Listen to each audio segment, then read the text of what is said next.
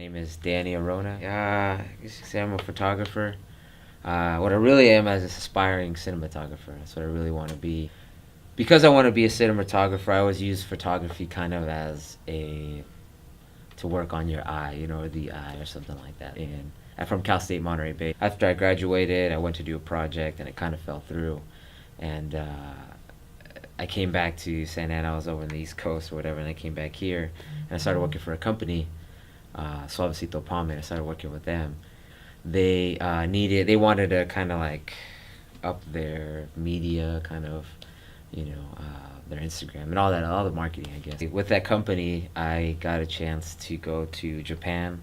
So there's a big car show in Japan, which is kind of a trip.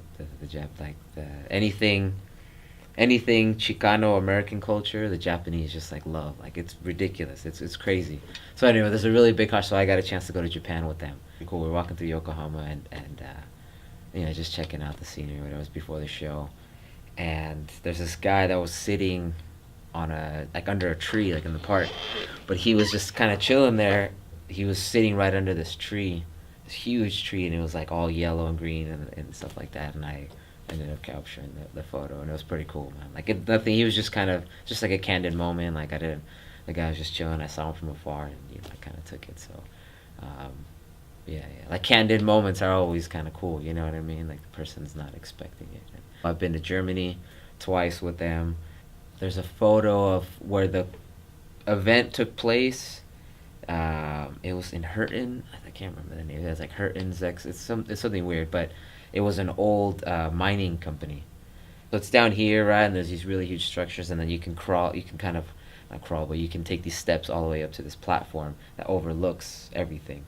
And being out there, man, I got this really cool, like as the sun was setting, it was like a silhouette of the whole backdrop and stuff like that in the sun. So that one was really cool.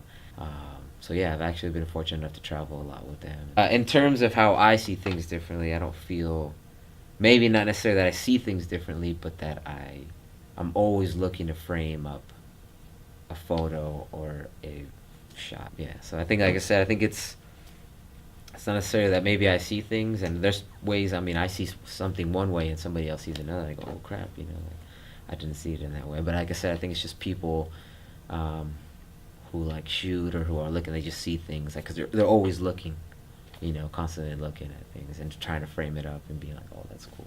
Yeah, one of my favorite photos is a photo I took in Cuba this past summer.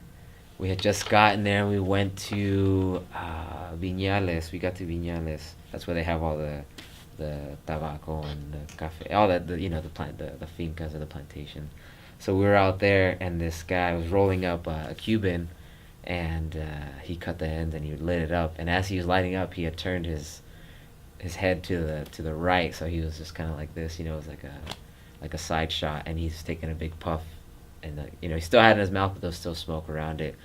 And and it was like it's humid out there, so you could see like kind of the sweat. You know what I mean? The shininess of his, and I think that was probably one of my favorite shots. So just recently, like I've left the company. I